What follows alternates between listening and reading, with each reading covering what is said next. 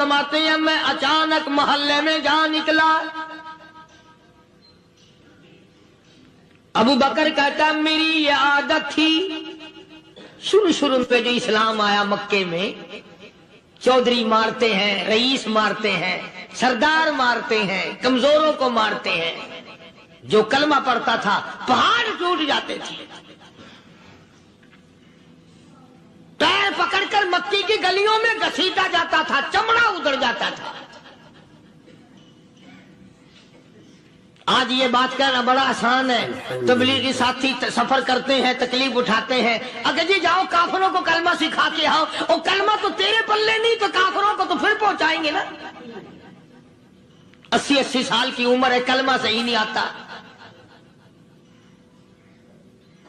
قبر بالکل سر پہ ہے، موت سر پہ ہے، قبر سامنے ہے، پھر بھی کلمہ نہیں آتا. اور میں تو کئی مرتبہ کہا کرتا ہوں کہ یہ بھی فکر کیا کرو کہ اس نبی کی ذات پر تم درود پاک پڑھتے ہو صلی اللہ علیہ وسلم، جس کی ذات پہ خود خدا درود بھیجتا ہے، فرشتے بھیجتے ہیں. ہزاروں بار مجھ کو عنبر سے منہ دھو کر کے اگر درود پڑھو تو ڈرنا چاہیے بے ادبی نہ ہو جائے. تو غلط درود پڑھتا ہے نبی کی ذات پہ.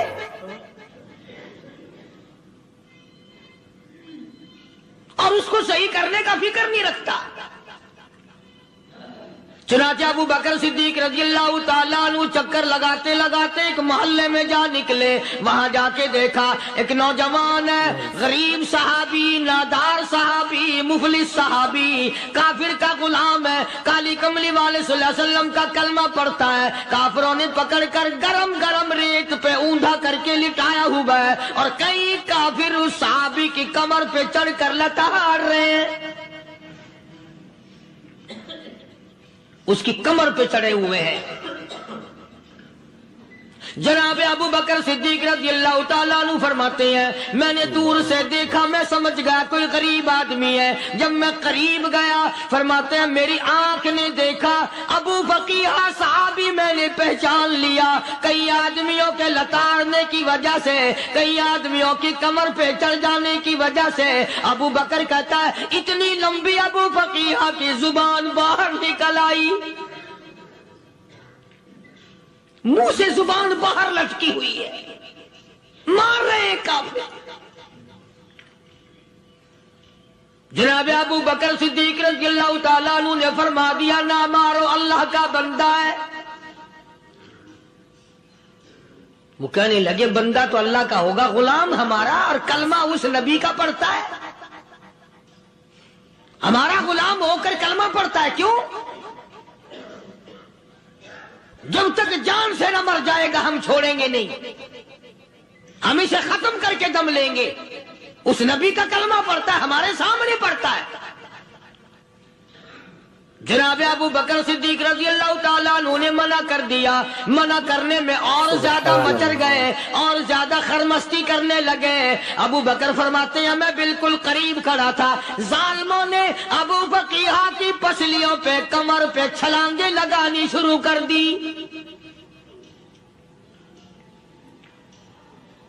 جناب صدیق اکبر رضی اللہ تعالیٰ عنہ فرماتے ہیں میں بالکل قریب کھڑا تھا جب انہوں نے چھلانگیں لگائیں صحابی بے نوا اور مفلس غریب صحابی کی کمر پہ.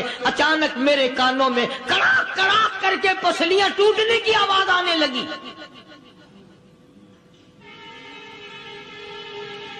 میرے سے برداشت نہ ہوا، میں برداشت نہ کر سکا.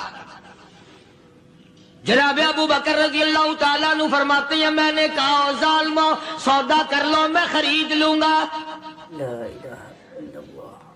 انہوں نے جو منہ مانگے، دام مانگے، جناب ابو بکر صدیق رضی اللہ تعالیٰ عنہ نے وہ دام دے دیے، پیسے دے دیے. ہاں ہاں، غریب کی ہمدردی کی، مظلوم کی ہمدردی کی. آج ہمارے پاس جو پیسہ ہے وہ کنجری پہ خرچ ہو سکتا ہے، بدماشی پہ خرچ ہو سکتا ہے، ٹیپ ٹلو اور فیشن پہ خرچ ہو سکتا ہے. اللہ کے دین پہ خرچ کرنے کی ہمیں توفیق نہیں ہوتی. سارے سال کی کمائی کا حساب لگائیں کہ ہم نے کتنا اپنے بیوی بچوں پہ خرچ کیا، کتنا اللہ اور اس کے رسول اور اللہ کے قرآن پہ خرچ کیا. 100 2% بھی نہیں بنتا۔ جناب ابو بکر رضی اللہ تعالیٰ عنہ نے ابو فقیہ رضی اللہ تعالیٰ عنہ کو خرید لیا، کافروں کے نیچے سے نکال لیا، کپڑے جھاڑے، زخموں پہ مرہم پٹی کی۔ ابو بکر دوڑے دوڑے پانی کا پیالہ لے آئے اور فرمانے لگے ابو فقیہ تجھے بڑی مار پڑی ہے، بڑی تکلیف پہنچی ہے، میں نے تیری زبان باہر لٹکی ہوئی دیکھی، نکلی ہوئی دیکھی، خشکی آ گئی ہوگی، زبان پہ کانٹے جم گئے ہوں گے، تھوڑا سا پانی پی لے۔ ابو فقیہ کہتا ابو بکر تیرے احسان کا بدلہ خدا دے گا، تیری مہربانیوں کا بدلہ خدا دے گا، میں نہیں دے سکتا، تو نے پیسے خرچ کر کے مجھے آزاد کرایا، میں تجھے دعا دے سکتا ہوں، میں غریب ہوں، میں نادار ہوں، میں مفلس ہوں، میں مسکین ہوں، اور ابو بکر تنگ نہ کر، میں پانی پی نہیں سکتا۔ کیا بات ہے، کیوں پانی نہیں پی سکتا؟ کہنے لگا ابو بکر تجھے کیا معلوم ہے جن کی وجہ سے میری پسلیاں توڑ دی گئی، جن کی وجہ سے مجھے مارا گیا، جن کی وجہ سے مجھے لتاڑا گیا، جن کی وجہ سے میری پسلیاں توڑی گئی، جن کی وجہ سے میرا یہ حال کیا گیا، جب تک میں آقا کا دیدار نہ کر لوں میں پانی کی بوند پی نہیں سکتا۔ مجھے پہلے شربت دیدار پینا ہے، میں نے سرکار مدینہ صلی اللہ علیہ وسلم کی زیارت پہلے کروں گا، پانی بعد میں پیوں گا۔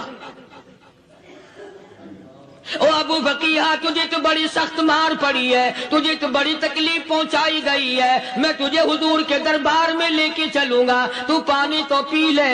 کہتا کوئی مجنون بتاتا ہے، کوئی کہتا ہے دیوانہ، کوئی مجنون بتاتا ہے، کوئی کہتا ہے دیوانہ، یہ تو مرض عشق احمد کا ہوا بیمار میں بھی ہوں۔ اور ابو بکر تجھے کیا معلوم ہے مجھے عشق لگا ہوا ہے، مجھے سوز و گداز لگی ہوئی ہے، میں اپنے دل میں کسی کو بسائے بیٹھا ہوں، جب تک اس آقا کا دیدار نہ کر لوں مجھے چین نہیں آئے گا۔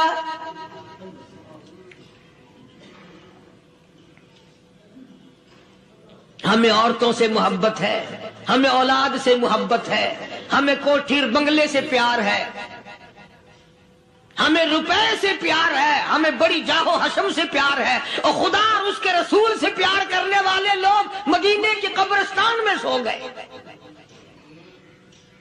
قرآن سے پیار کرنے والے لوگ حضور کے درباری لوگ وہیں سو گئے۔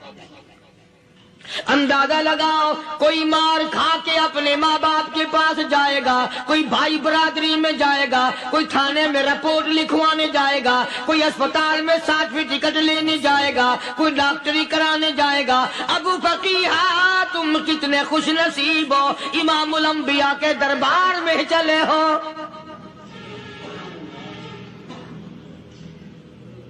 حضور اکرم سب کہہ دو صلی اللہ علیہ وسلم کے دربار میں ابو فقیہ کو لایا جا رہا ہے۔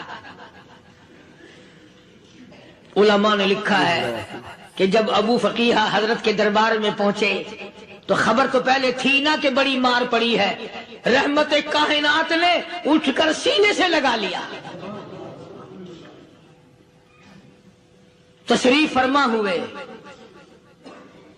فرمایا ابو فقیہ جی حضور میں نے سنا ہے تو نے پانی نہیں پیا، اتنی مار پڑی تیری پسلیاں توڑ دی گئی، تیری کمر پہ چھلانگیں لگائی گئی، تجھے گرم گرم لیٹ پہ لٹایا گیا، تیری زبان باہر نکل آئی، اور میں نے سنا ہے تو نے پانی نہیں پیا۔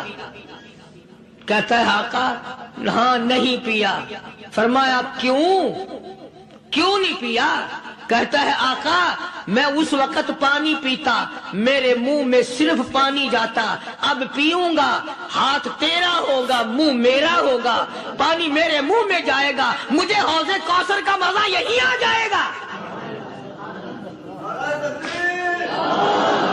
مجھے لطف آئے گا محمد عربی صلی اللہ علیہ وسلم کے ہاتھ سے پانی پینے کا۔ علماء نے لکھا ہے کہ حضرت نے جب اپنے رحمت والے ہاتھ سے ہاں وہ انگلی چاند کو اشارہ کیا، جگر پھنس کر ٹکڑے ہو گئے.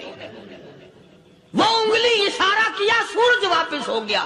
وہ انگلی درخت اپنی جڑیں چھوڑ کر پیغمبر کے قدموں میں آ گئے. وہ انگلی جن میں کنکر پہاڑ کے لیے تو کلمہ پڑھنا شروع کر دیا. وہ انگلی اونٹ کی طرف کی تو بول پڑا. وہ انگلی چڑیا سامنے آئی تو انہوں نے شکایت کر دی. وہ انگلی جن کو دیکھ کر کے بیت اللہ پھر گیا.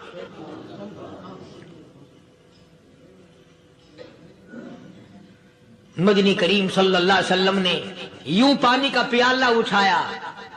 ابو فقیہ نے پیالہ پکڑنے کے لیے یوں آگے کو ہاتھ کیا. فرمایا اب وہی بات ہوگی، ہاتھ میرا ہوگا منہ تیرا ہوگا، میں اپنے ہاتھ سے پلاؤں گا.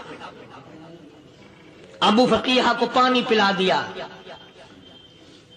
اور پانی پلانے کے بعد پوچھا اب تیرا کیا حال ہے؟ اب حال کیا ہے؟ کہتا آقا تیرے چہرے پہ فدا شمس و قمر، تیرے چہرے پہ فدا شمس و قمر، تیری زلفوں پہ تصدق شام و سحر. تیرے چہرے پہ فدا شمس و قمر، تیری زلفوں پہ تصدق شام و سحر. رخسار پہ ٹھہرے کس کی نظر، تیری بانکے ادا کا کیا کہنا.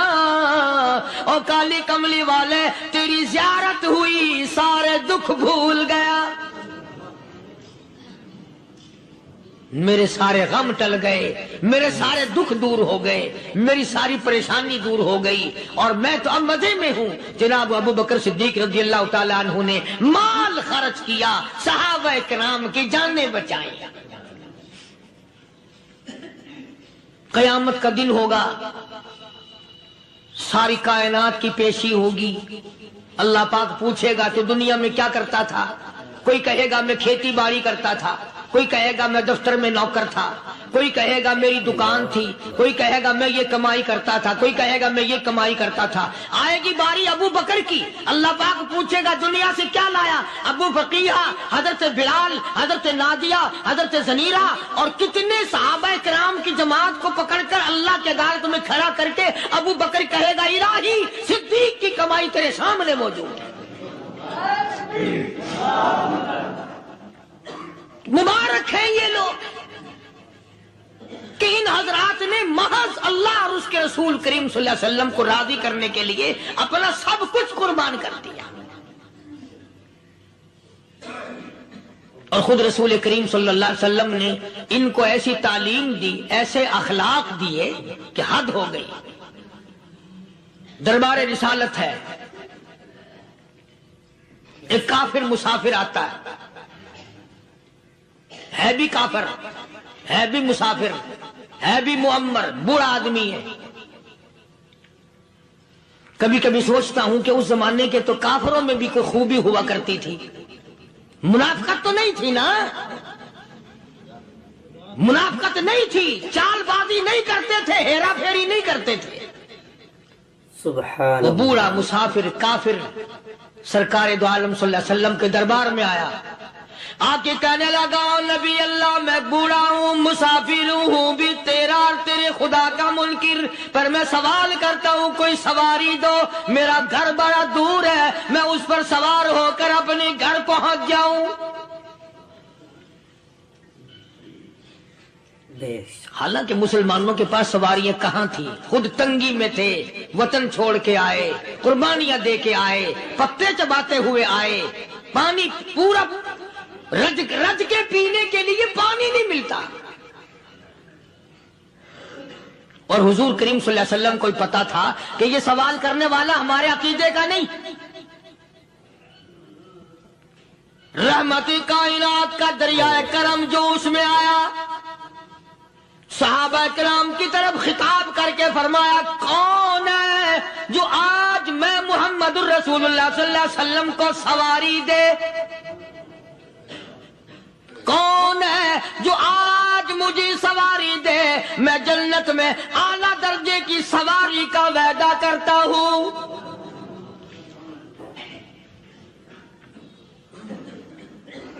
حضرت عبادہ بن ثابت رضی اللہ تعالیٰ عنہ صحابے اٹھے اور اپنی ڈاچی اپنی اونٹنی حضور کے ہاتھ میں پکڑا دی اور حضور نے اس مسافر کو دے دی کہ لے بھائی سواری تجھے مل گئی۔ اب وہ مسافر جو تھا بوڑھا وہ کہنے لگا جی میرے پاس کپڑا بھی نہیں ہے۔ اب تم جیسا اگر کوئی سیٹ ہوتا نا آنکھیں نکالتا کہ ہم نے تیرے لیے یہاں کو ٹیکسٹائل مل چلا رکھے، سواری مل گئی تو اور آگے کو چل گیا، راستہ پکڑا پڑا جا۔ خدا جانے دھکے دیتے، خدا جانے مکے مارتے، خدا جانے کتنی باتیں بناتے۔ امام الانبیاء محبوب کبریا حضرت محمد مصطفیٰ صلی اللہ تعالی علیہ وسلم پھر کھڑے ہو گئے، صحابہ کرام کو خطاب کر کے فرمایا کون ہے جو آج مجھے کپڑا دے، کل میں جنت میں اعلیٰ درجے کی پوشاک اور لباس جوڑوں کا وعدہ کرتا ہوں۔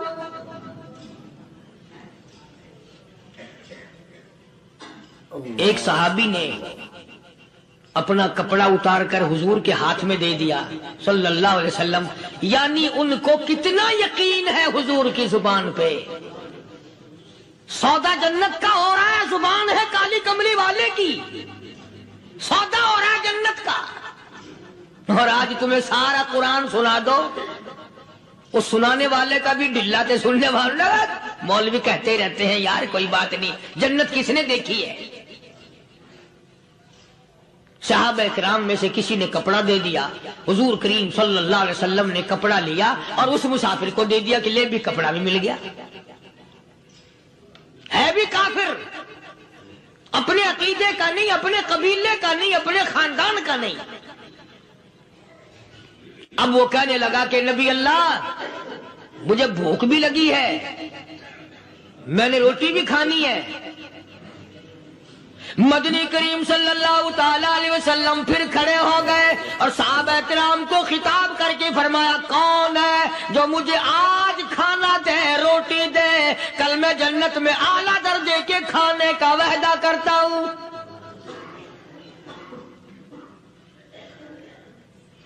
اس سوال کا جواب پورے مجمع میں سے نہ ملا۔ یوں لکھا علماء نے 300 صحابہ کا مجمع بیٹھا ہوا تھا۔ فاقہ ہو 300 صحابہ کا بھی فاقہ، کالی کملی والے کا بھی فاقہ۔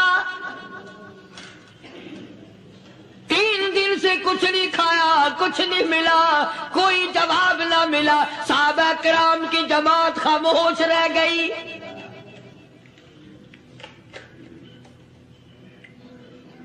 سلمان فارسی رضی اللہ تعالیٰ عنہ اٹھے اور اس مسافر کا ہاتھ پکڑا اور کہنے لگا میں تجھے ایسے دروازے پہ لے کے چلوں گا جہاں سے کچھ نہ کچھ کھانے کے لیے مل جائے گا۔ آیا ہے سلمان فارسی مسافر کو لے کر خاتون جنت سیدہ فاطمہ الزہرا رضی اللہ تعالیٰ عنہا کے دروازے پہ اور آواز لگائی یا اہل بیت رسول اللہ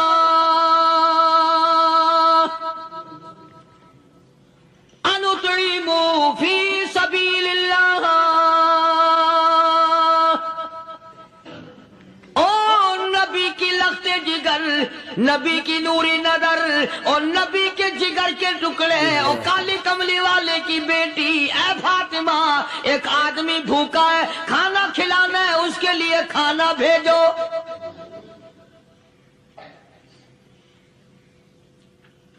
اندر سے آواز آتی ہے اور رونے کیسی آواز میں جواب ملا، سیدنا حسن سیدنا حسین رضی اللہ تعالیٰ عنہما، ان کی شکلیں دیکھو، 4 دن کے فاقے نے بچوں کی شکل بگاڑ دی۔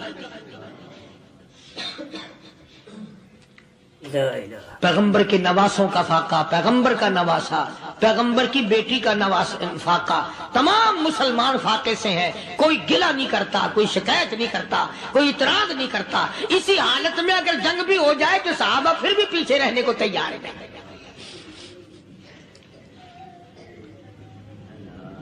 جب اندر سے یہ جواب ملا کہ تمہارا تو 3 دن کا فاقہ ہے، فاطمہ کہتی ہے میرا اور میرے بچوں کا 4 دن کا فاقہ ہے۔ تو سلمان فارسی اس مسافر کو لے کے واپس ہونے لگا.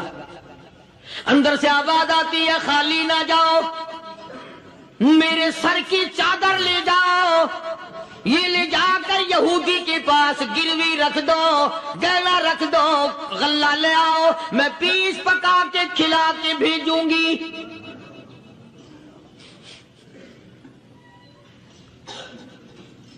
کہاں آج ایسے سخی عورت ہیں، کہاں ایسے سخی مرد ہیں. مسافر کو کون کھلائے، دین پر خرچ کون کرے. کسی طالب علموں کو، آپ میں سے اکثریت ایسے لوگوں کی ہے جنہوں نے ساری عمر میں، سارے سال میں کبھی ایک قرآن پڑھنے والے طالب علم کو روٹی نہیں کھلائی، اور پھر یہ کبھی نہیں سوچا کہ میں آخر کما رہا ہوں تو کیا کر رہا ہوں.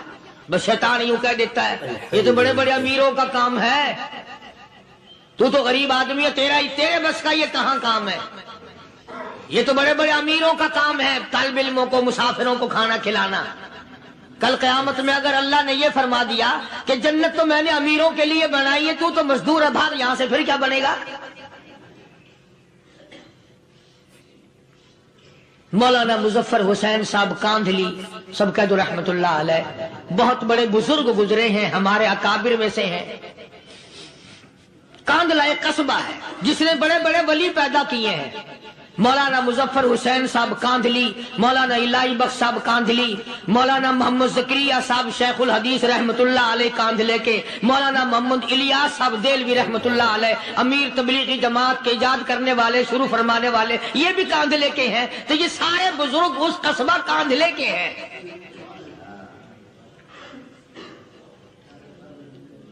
تو مولانا مظفر حسین پانی پت سے پیدل چل دیے اپنے کاندھلے کرانے کی طرف.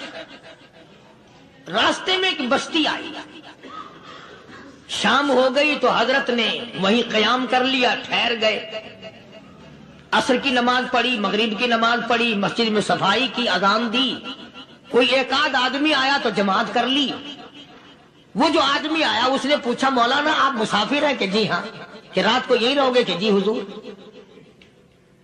وہ آدمی 3 روٹیاں لے کر آیا اور مولانا نے وہ تینوں روٹیاں کھا لی اور سو گئے.